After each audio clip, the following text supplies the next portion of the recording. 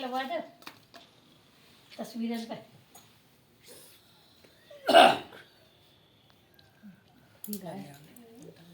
और रह गए धारा खत्म गए होगा। श्री सत्यनारायण व्रत कथायाम पूजनार्थम फलाधिकम सादरम समर्पये।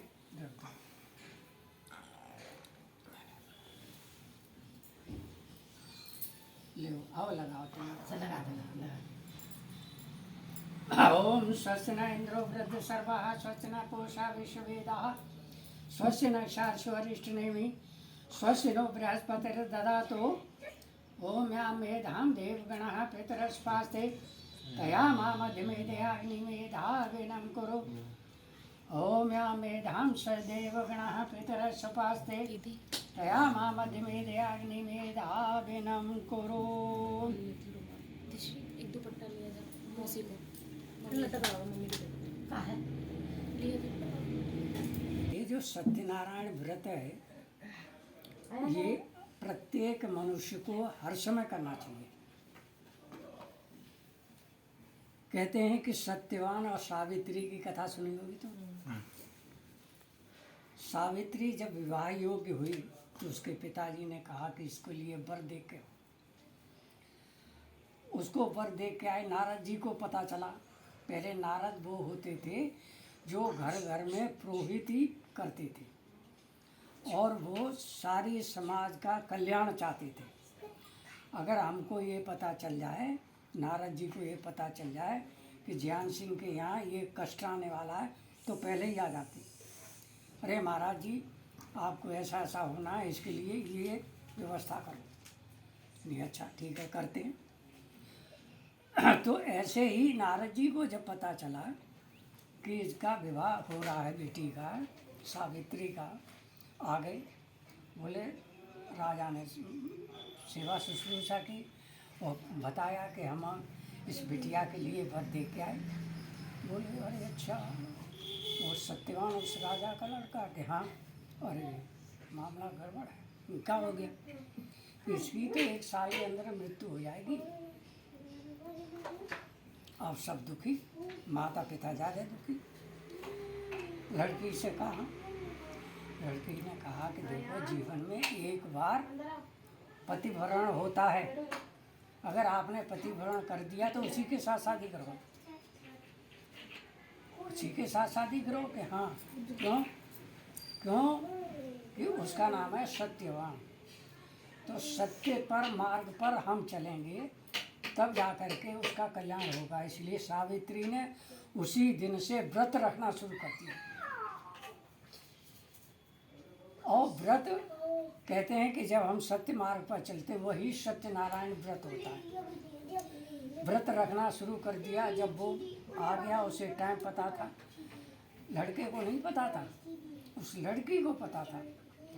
तो उसने कहा कि पिताजी माताजी आज हम जंगल में जो इनके लिए लकड़ी तोड़ के लाते हैं हवन के लिए वो हम जाएंगे। पहले संविधान ऐसे नहीं थी, रोजाना ब्रह्मचारी पेड़ पर नई संविधाएं ला करके हवन करते थे। तो उन्होंने कहा आज हम जाएंगे। चल दिए वो दोनों पति पत्नी। तो एकदम ठीक घड़ी आ गई तो यमराज आ गए। यमराज ने कहा कि हम इसको लेके जाना चाहते हैं। सावित्री ने कहा कि अभी हमारा व्रत चल रहा है, सत्य व्रत है, हमारी आज्ञा के बिना आप नहीं ले जा सकते। आप कहते हैं कि जब कोई सत्यव्रता नारी हो या सत्यव्रत पुरुष हो तो उसके सामने काल भी डरता है। इस प्रकार से यमराज खड़े रह गए। सावित्री ने जब ज़्यादा उन्होंने विनय किया तो यमराज जी ने कहा सावित्री से कि मैं तेरी इस तपस्या से बड़ा प्रसन्न हूँ, इसलिए तू वर मांग ले मुझसे। तो उसने कहा महाराज आप वर देना चाहते हो? कि हाँ, तो देना चाहते हो तो हमको एक वर दे दो बस। क्या? कि पुत्रवती भवा, तू पुत्र वाली हो जा। अरे उन्हें कीजिए का कोई बड़ी बात है, पुत्रवती भवा। और फिर उनको लेके चले। अरे अब क्या कर रहे तो?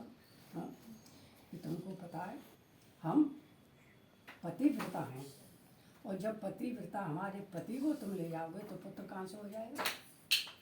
और यमराज जी का दिमाग ठनका, लेकिन लड़की तो बहुत बुद्धिमान है भाई, यानी उनको जो है अंत में उसको छोड़ना पड़ा। तो कहते हैं कि जो सत्यव्रत करता है उस सत्यव्रत के सामने सारे यमराज भी डरते हैं। तो उसी प्रकार से जब इस कलयुग में कहते हैं कि सारे ब्राह्मण लोग, ब्राह्मण कहते किसे थे, जन्म से ब्राह्मण नहीं होता, कर्म से ब्राह्मण होता है, ब्रह्म को जाके जो कर्म करेगा वो। तो सारे जितने ब्रह्मवेत्ता थे सब लोगों को इकट्ठा किया, और कितने इकट्ठे किए, इस पुस्तक की बात मानो तो 88,000। कहाँ पर, नैमिषारण्य में। नैमिषारण्य ये सीतापुर जिला है, उसमें आश्रम है, अब भी है आश्रम नैमिषारण्य, अब भी है। लखनऊ के पास है। हाँ, तो वहाँ पर बहुत बड़ा केंद्र था जहाँ ऋषि लोग तपस्या करते थे, निरंतर हवन होता रहता था, निरंतर और सारे धार्मिक कृत्य होते रहते थे।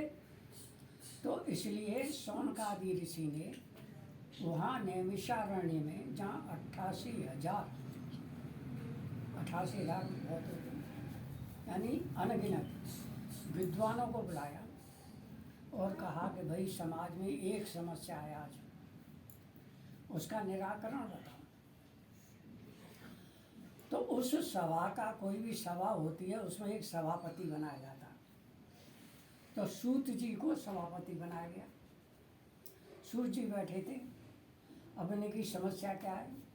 समस्या ये है कि कलयुग में किसी के पास टाइम नहीं हवन करने का, किसी के पास टाइम नहीं संध्या करने का, किसी के पास टाइम नहीं बहुत सारा धन धान्य दान देने का। तो फिर क्या करें, कैसे इन पापों से बचें। सारा संसार दुखी हो रहा है, तो कैसे, क्या इसका निवारण क्या है। सूत जी ने बोले कि भाई समस्या तो कठिन है भाई, कलयुग में, और ये सारा का सारा कहते हैं कि वेद रहित, कलयुग में वेद रहित जो लोग हैं उनकी समस्या ज़्यादा है।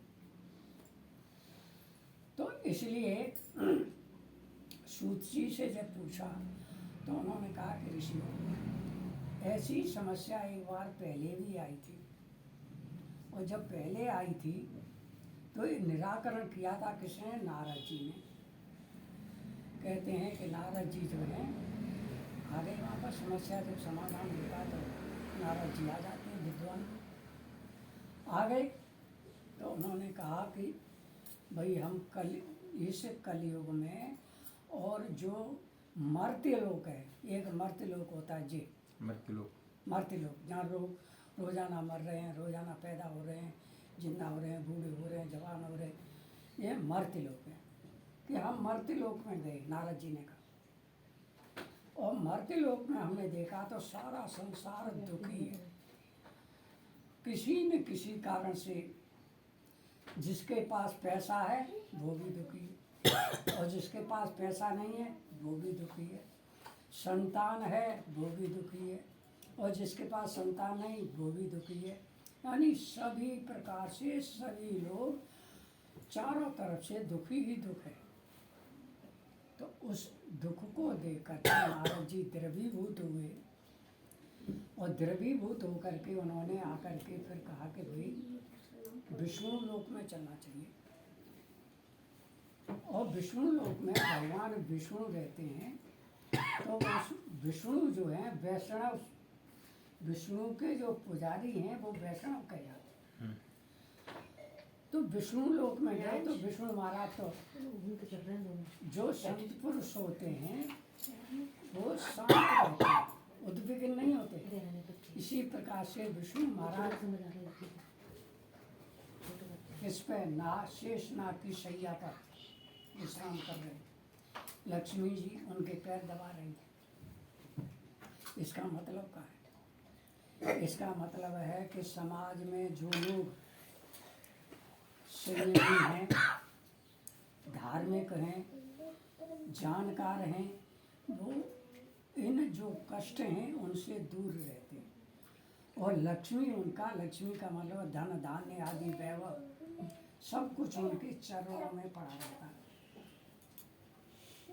अब नारद जी ने सोचा भैया वैष्णो जी विष्णु भगवान के पास जाने पर ये सारा का सारा समाधान होगा, तो वहाँ पहुँच गए विष्णु लोक में।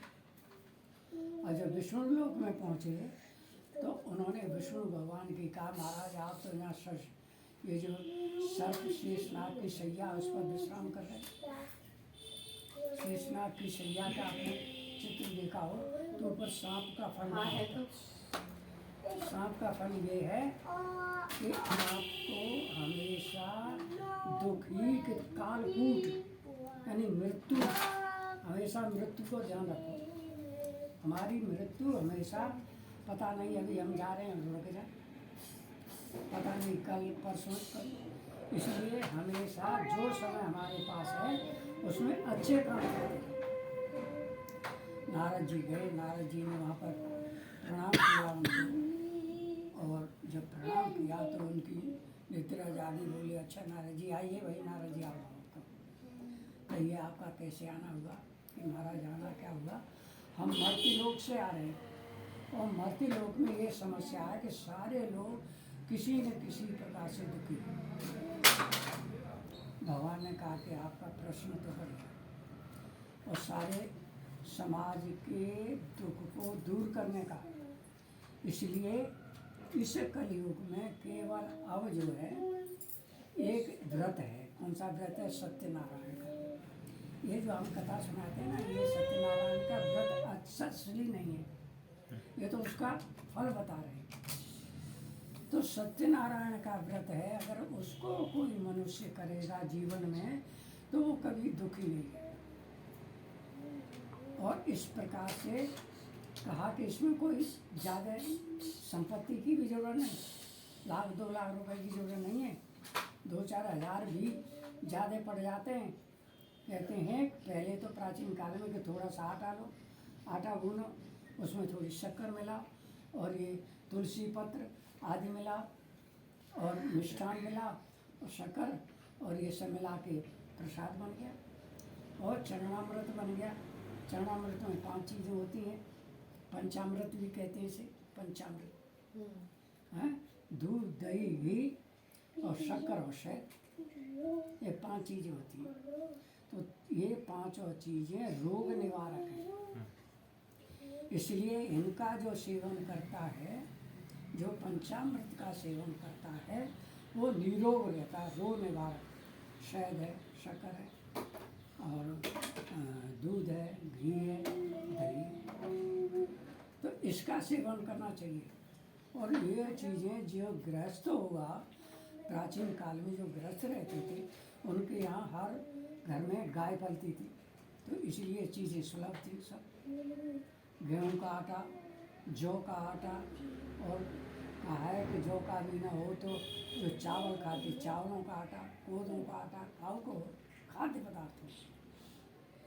तो इस प्रकार से सबसे सस्ता जुगाड़, अगर हवन हम करते हैं तो कम से कम 100 ग्राम घी जाता है, और 100 ग्राम घी आजकल की अवस्था में कितना होगा? 85 रुपये का सामग्री ये समझा जाता है। तो केवल हवन ही करो तो आपको 100-150 रुपये की जरूरत पड़ जाती है। और ये कथा डाले तो आप बजाओ, हमारे तो दांत लग गया तो दांत लग जाता है। मम्मी पर जाती है। ये अभ्यास करो, ये दांत लगा हुआ है तो वो अटक जाता है। अच्छा मैं बजा दी, मम्मी बजाती है माता। पापा बजा लेते हैं। अच्छा, हो जाते हैं लाओ। जय। तीसरे अध्याय में हो गया। पता ही नहीं है।